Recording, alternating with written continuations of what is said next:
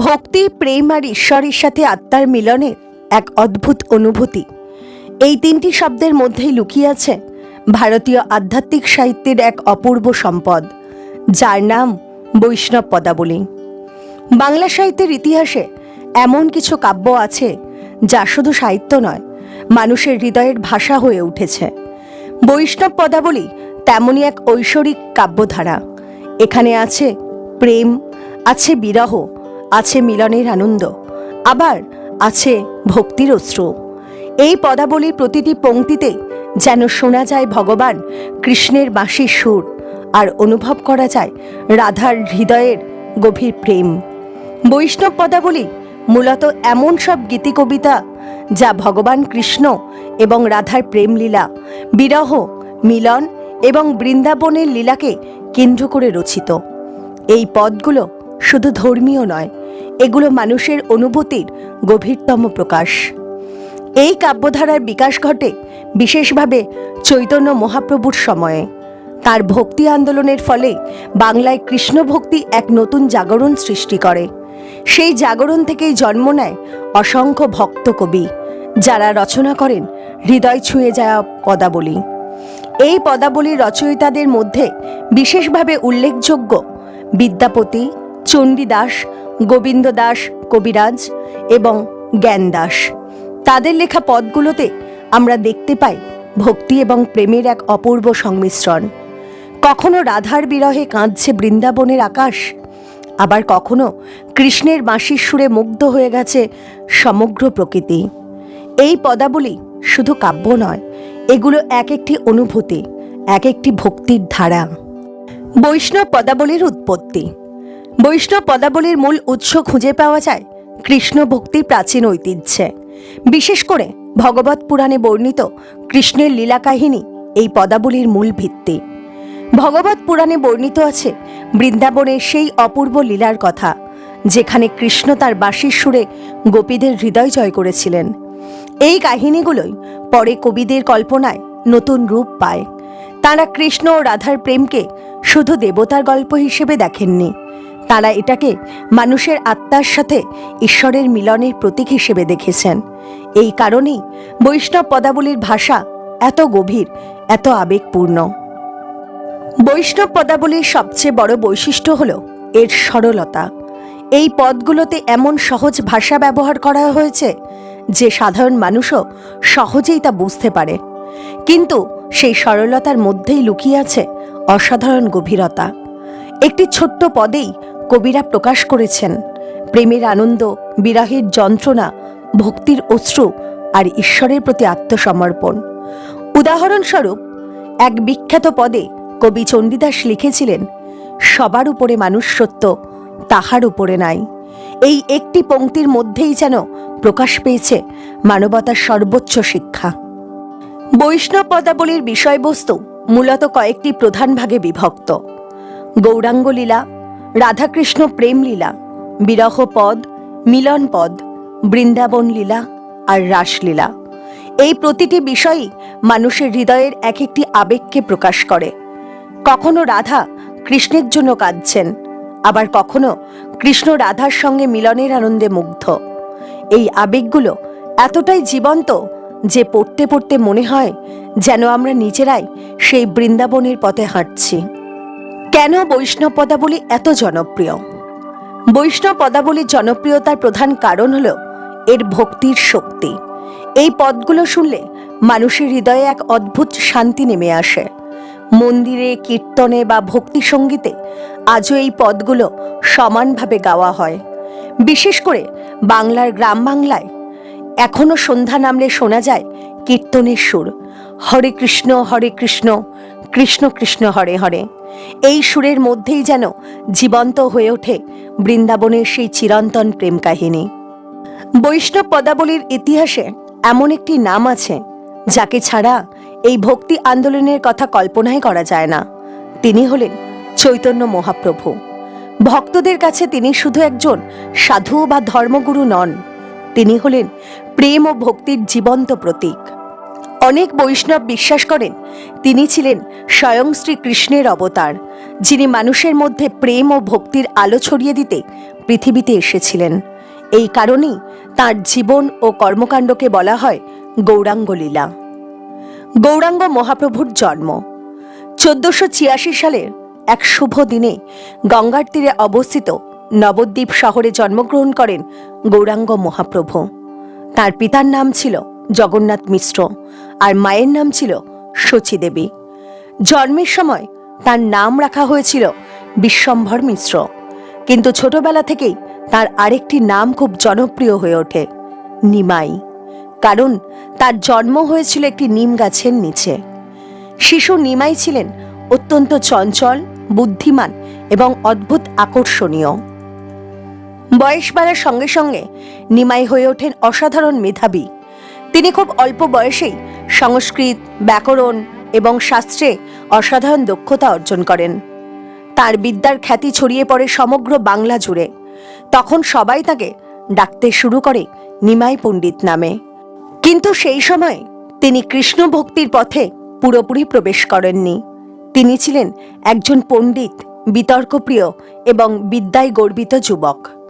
নিমাই পণ্ডিতের জীবনে এক বড় পরিবর্তন আসে যখন তিনি গঙ্গার তীরে এক মহাপুরুষের সঙ্গে দেখা করেন। তিনি ছিলেন ঈশ্বরপুরী। ঈশ্বরপুরী ছিলেন কৃষ্ণ ভক্তির এক মহান সাধক। তার কাছ থেকেই নিমাই প্রথম গভীরভাবে কৃষ্ণ ভক্তির শিক্ষা গ্রহণ করেন। এই সাক্ষাতে নিমাইয়ের জীবনের সবচেয়ে বড় মোড়। এরপর থেকে তিনি ধীরে ধীরে সম্পূর্ণভাবে কৃষ্ণ ভক্তিতে নিজেকে সমর্পণ করেন। একসময় এমন অবস্থা হয় যে নিমাই সর্বক্ষণ কৃষ্ণের নাম জপ করতে শুরু করেন। তিনি কাঁদতে কাঁদতে বলতেন, কোথায় আমার কৃষ্ণ, কোথায় আমার প্রভু। তার এই গভীর প্রেম ও ভক্তি দেখে মানুষ বিস্মিত হয়ে যেত। ধীরে ধীরে তার চারপাশে জড়ো হতে শুরু করে অসংখ্য ভক্ত। এই সময় থেকেই তিনি পরিচিত হন গৌরাঙ্গ নামে। গৌরাঙ্গ মহাপ্রভু মানুষের কাছে এক নতুন পথ দেখালেন, সেটি হলো নাম সংকীর্তন। তিনি বলতেন, ঈশ্বরকে পাওয়ার সবচেয়ে সহজ পথ হলো তার নাম জপ করা। সেই কারণে তিনি শুরু করেন কীর্তনের এক নতুন আন্দোলন। রাস্তায় রাস্তায় মানুষ একসঙ্গে গাইতে শুরু করে, হরে কৃষ্ণ কৃষ্ণ কৃষ্ণ হরে হরে, হরে রাম রাম রাম হরে হরে। এই নাম সংকীর্তন আন্দোলন খুব দ্রুত ছড়িয়ে পড়ে। গৌরাঙ্গ মহাপ্রভুর ভক্তদের মধ্যে অনেক মহান সাধক ছিলেন। তাদের মধ্যে প্রধান কয়েকজন হলেন নিত্যানন্দ প্রভু, অদ্বৈত আচার্য, গদাধর পণ্ডিত এবং শ্রীবাস ঠাকুর। এই চারজনকে একসাথে বলা হয় পঞ্চতত্ত্ব। তারা সবাই মিলে গৌরাঙ্গ মহাপ্রভুর সঙ্গে কৃষ্ণ ভক্তির বার্তা ছড়িয়ে দেন। ধীরে ধীরে নবদ্বীপ শহর হয়ে ওঠে ভক্তির কেন্দ্র। রাত দিন সেখানে চলতে থাকে কীর্তন। ভক্তরা নাচতে নাচতে, কাঁদতে কাঁদতে কৃষ্ণের নাম গাইতেন। কেউ কেউ বলতেন, সেই কীর্তনের সময় মনে হতো যেন স্বয়ং শ্রীকৃষ্ণ উপস্থিত আছেন। গৌরাঙ্গ মহাপ্রভুর জীবনের সবচেয়ে হৃদয় বিদারক ঘটনা ছিল তার সন্ন্যাস গ্রহণ।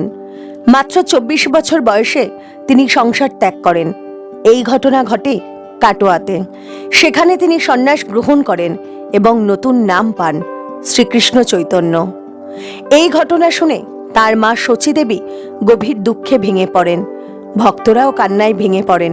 কিন্তু চৈতন্য মহাপ্রভু জানতেন তার জীবনের লক্ষ্য হল মানুষের মধ্যে কৃষ্ণ প্রেম ছড়িয়ে দেওয়া।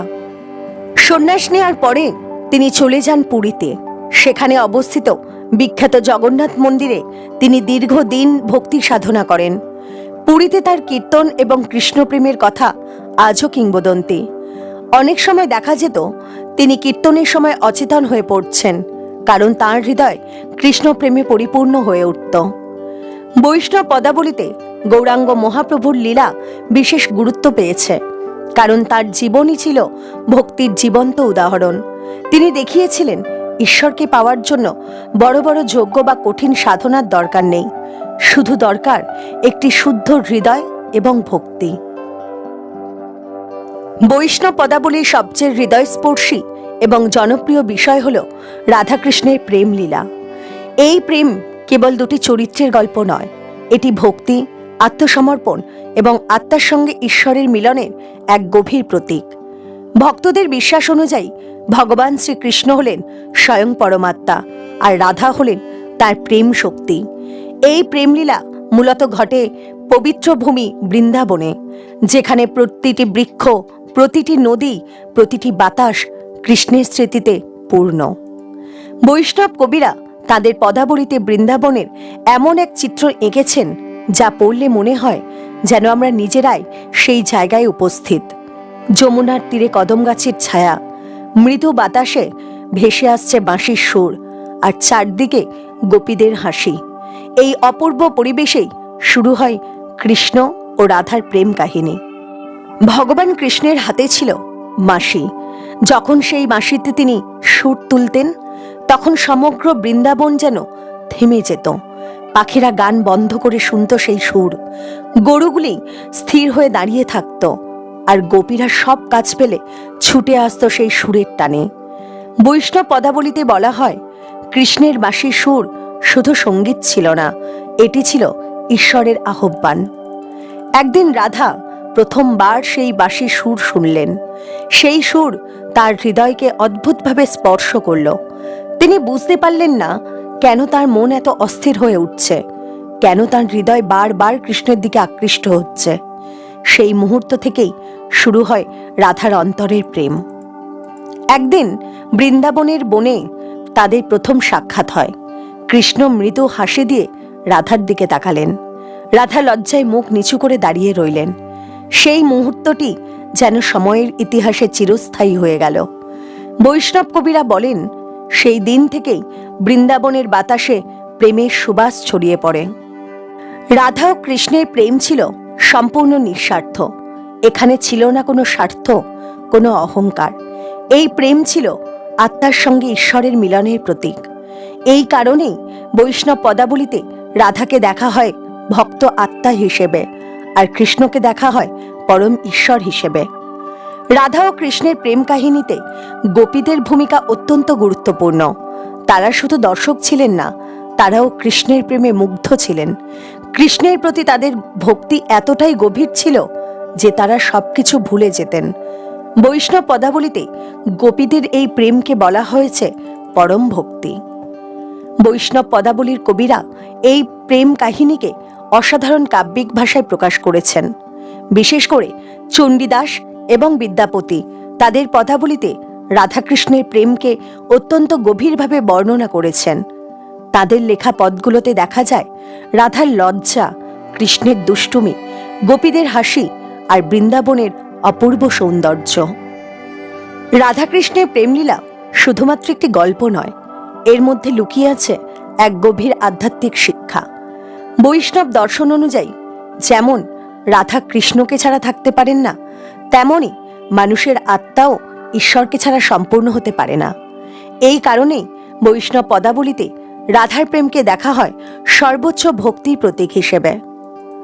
রাধাকৃষ্ণের প্রেম শুধু আনন্দে ভরা ছিল না, এর মধ্যে ছিল অপেক্ষা, আকুলতা এবং বিরহের বেদনা। কখনো কৃষ্ণ দূরে চলে যেতেন আর রাধা তার জন্য অপেক্ষা করতেন।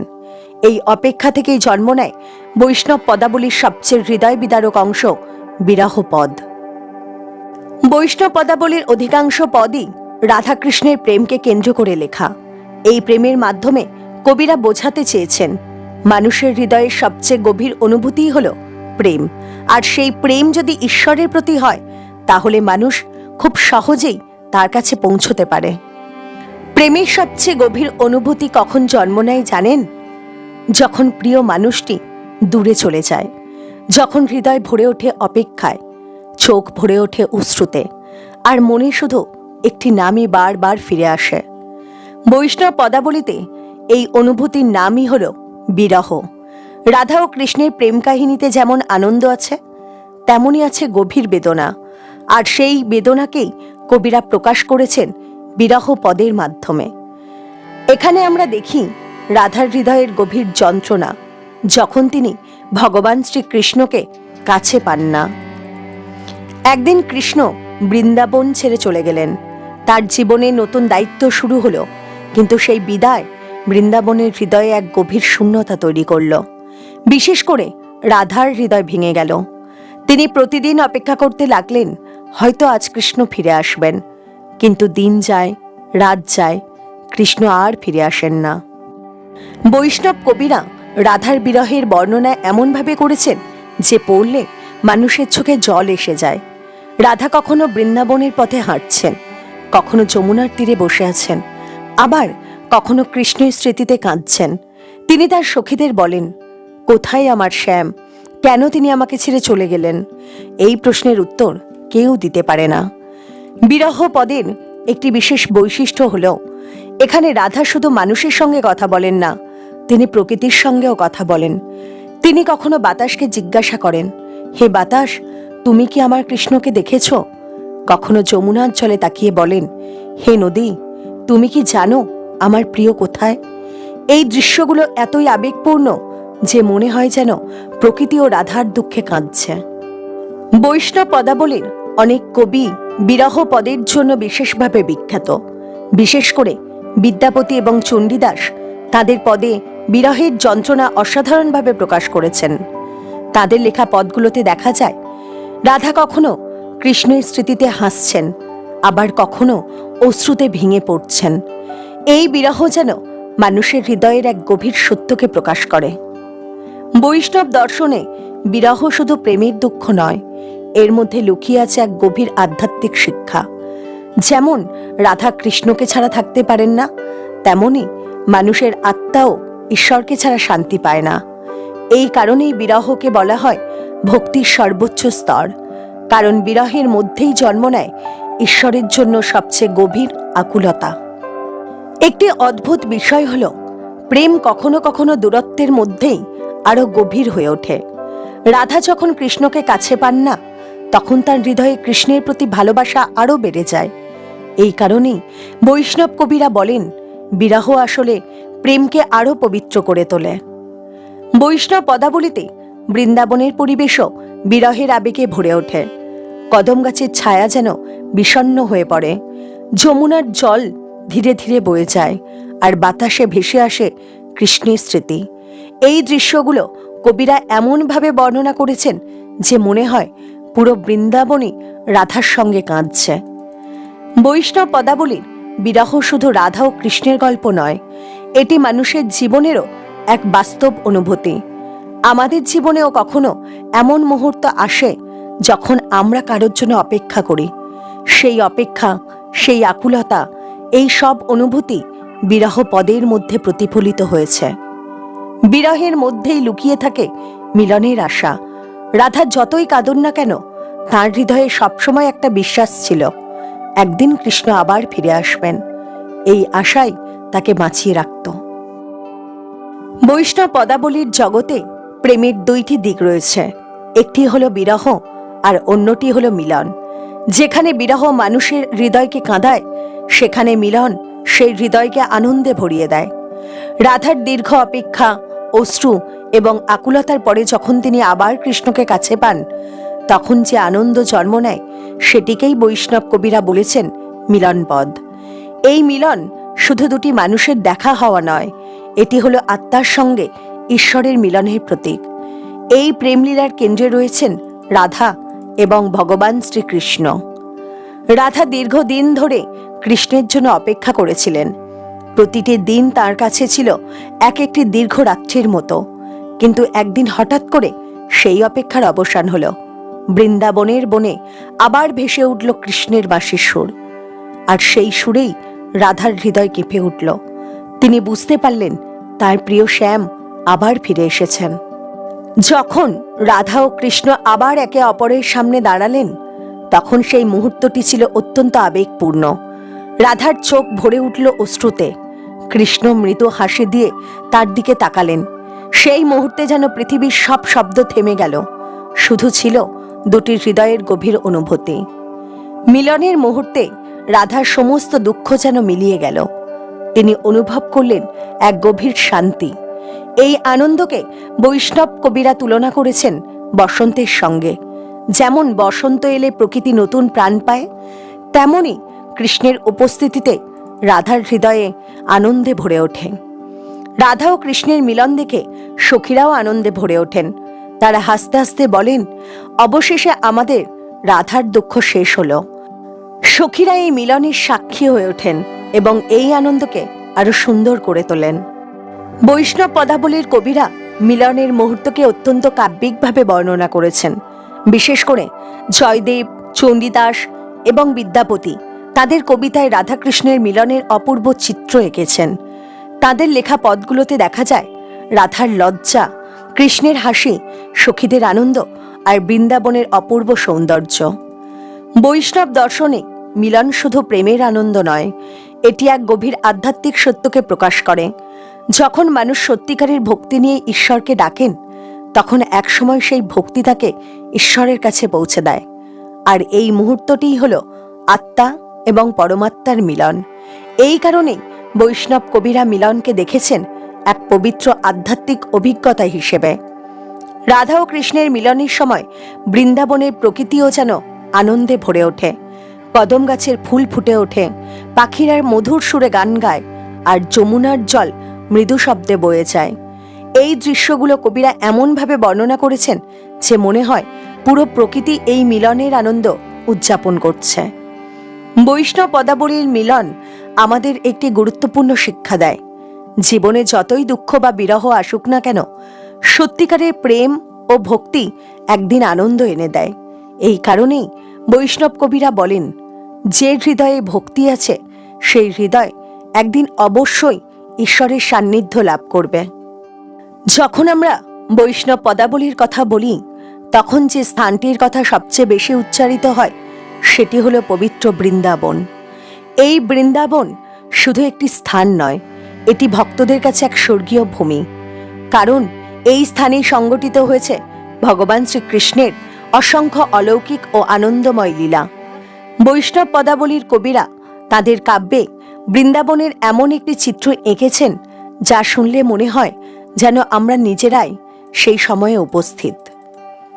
বৃন্দাবন ছিল প্রকৃতির এক অপূর্ব সৃষ্টি।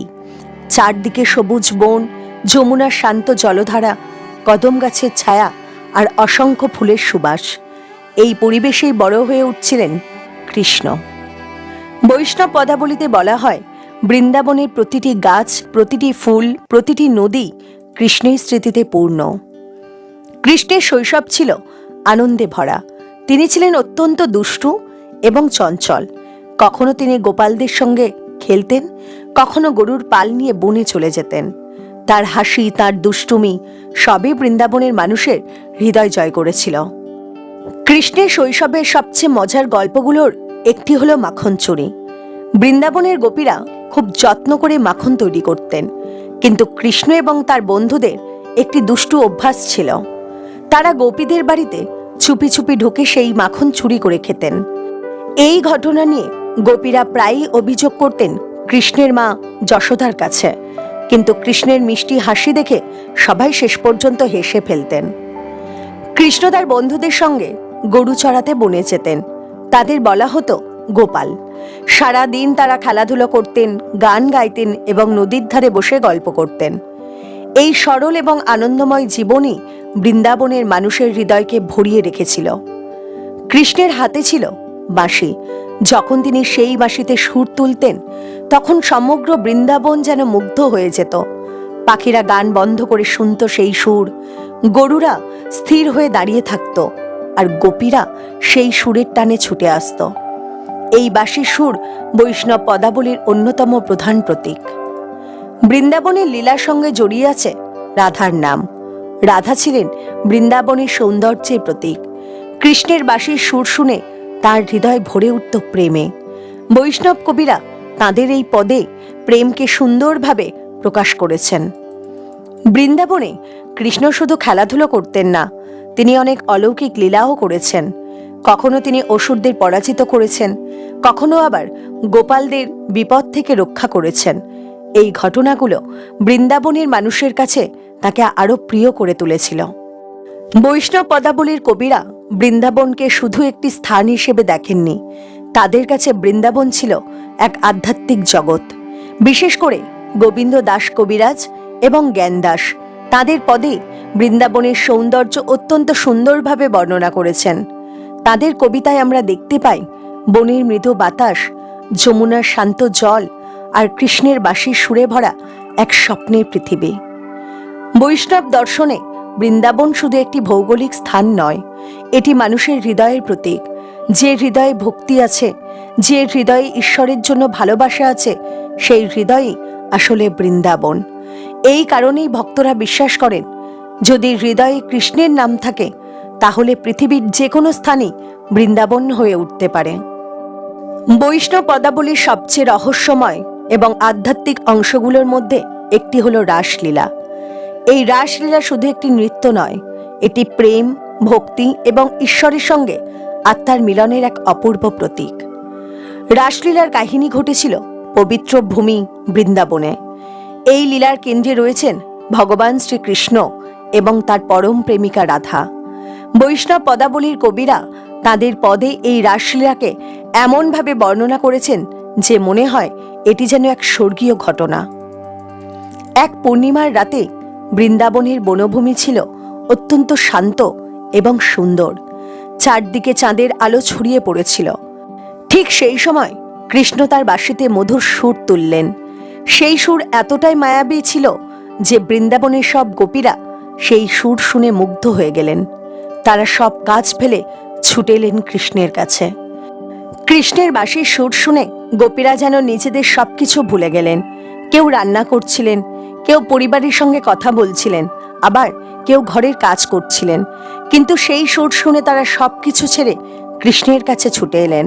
এই দৃশ্য বৈষ্ণব পদাবলীতে ভক্তির এক গভীর প্রতীক হিসেবে দেখা হয়। এই রাসলীলার সবচেয়ে গুরুত্বপূর্ণ চরিত্র ছিলেন রাধা। যখন তিনি সেই বাঁশির সুর শুনলেন তখন তার হৃদয় আনন্দে ভরে উঠল। তিনি দ্রুত বৃন্দাবনের বনে এসে কৃষ্ণের সামনে দাঁড়ালেন। রাধাকে দেখে কৃষ্ণের মুখে ফুটে উঠল এক মৃদু হাসি। এই মুহূর্ত থেকেই শুরু হলো সেই ঐশ্বরিক রাসলীলা।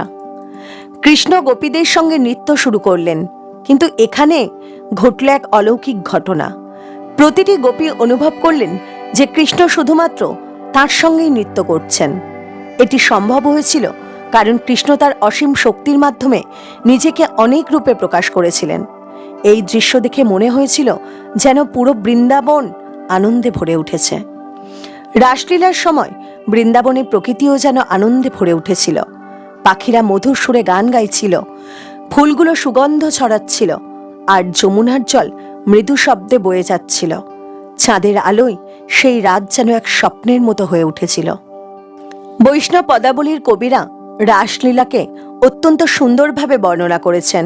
বিশেষ করে জয়দেব, চণ্ডীদাস এবং বিদ্যাপতি তাদের কবিতায় রাসলীলাকে অপূর্ব চিত্র তুলে ধরেছেন। তাদের পদে আমরা দেখতে পাই চাঁদের আলোয় নৃত্যরত গোপিনী, মাঝখানে কৃষ্ণের মধুর হাসি আর রাধার গভীর প্রেম। বৈষ্ণব দর্শনের রাসলীলার একটি গভীর আধ্যাত্মিক অর্থ রয়েছে। এখানে গোপীরা প্রতীক মানুষের আত্মার, আর কৃষ্ণ প্রতীক পরম ঈশ্বরের। যখন মানুষ ঈশ্বরের প্রেমে সম্পূর্ণভাবে আত্মসমর্পণ করে তখন সেই প্রেমই তাকে ঈশ্বরের সঙ্গে যুক্ত করে। সেই কারণেই রাসলীলাকে বলা হয় ভক্তির সর্বোচ্চ প্রকাশ। রাসলীলার মাধ্যমে বৈষ্ণব পদাবলী আমাদের একটি গুরুত্বপূর্ণ শিক্ষা দেয়।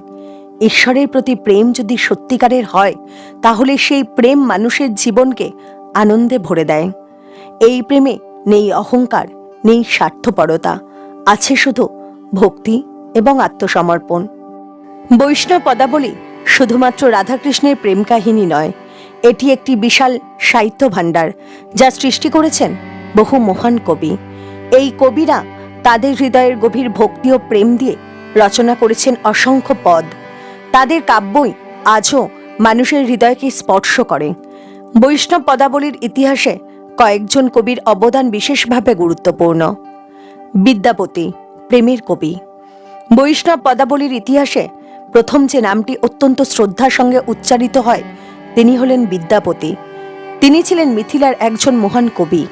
তার লেখা পদগুলোতে রাধা ও কৃষ্ণের প্রেমকে অত্যন্ত মধুর এবং গভীরভাবে প্রকাশ করা হয়েছে। বিদ্যাপতির ভাষা ছিল সহজ, মধুর এবং হৃদয়স্পর্শী। তাই কবিতায় আমরা দেখতে পাই রাধার লজ্জা, কৃষ্ণের দুষ্টুমি আর প্রেমের গভীর আকুলতা। এই কারণেই তাকে অনেক সময় বলা হয় প্রেমের কবি। চণ্ডীদাস মানবতার কবি। বৈষ্ণব পদাবলীর আরেকজন গুরুত্বপূর্ণ কবি হলেন চণ্ডীদাস। তিনি ছিলেন বাংলার একজন বিখ্যাত বৈষ্ণব কবি। চণ্ডীদাস তার পদে শুধু প্রেম নয়, মানবতার কথাও বলেছেন। তার একটি বিখ্যাত বাণী হল, সবার উপরে মানুষ সত্য, তাহার উপরে নাই। এই বাণীর মাধ্যমে তিনি বোঝাতে চেয়েছেন যে মানুষের মধ্যে প্রেম ও মানবতা সবচেয়ে বড় মূল্য। চণ্ডীদাসের পদগুলোতে রাধাকৃষ্ণের প্রেম অত্যন্ত আবেগপূর্ণভাবে প্রকাশ পেয়েছে। জয়দেব গীত গোবিন্দের স্রষ্টা। বৈষ্ণব সাহিত্য জগতে আরেকটি অত্যন্ত গুরুত্বপূর্ণ নাম হল কবি জয়দেব। তিনি রচনা করেছিলেন বিখ্যাত গ্রন্থ গীত গোবিন্দ। এই গ্রন্থে রাধা ও কৃষ্ণের প্রেমলীলা অত্যন্ত সুন্দরভাবে বর্ণিত হয়েছে। গীত গোবিন্দ শুধু একটি কাব্য নয়, এটি একটি সঙ্গীতময় সাহিত্য যা আজও মন্দিরে বা কীর্তনে গাওয়া হয়। গোবিন্দ দাস কবিরাজ। বৈষ্ণব পদাবলীর আরেকজন বিখ্যাত কবি হলেন গোবিন্দ দাস কবিরাজ।